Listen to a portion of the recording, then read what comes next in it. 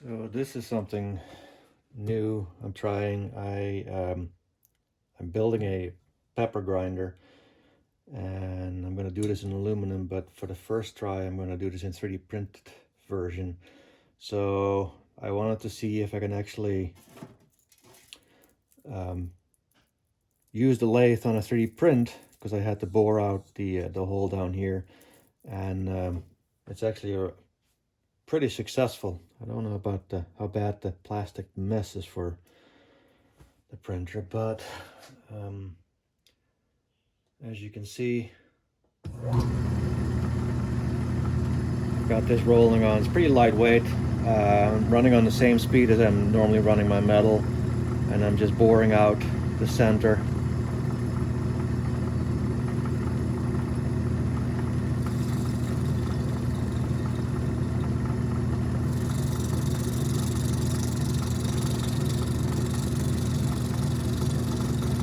It works pretty good.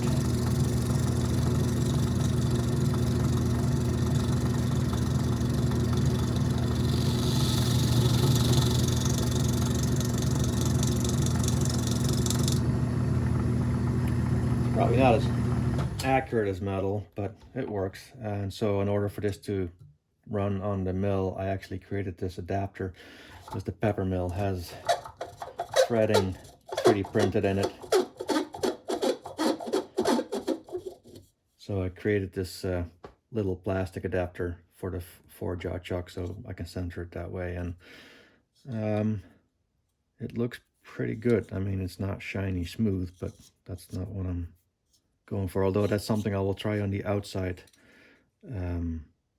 once I got all the parts completed, and see if I can lathe it and smooth it out, make it shiny like it is now, but without the visible print lines. Well, they're not that visible, but anyways,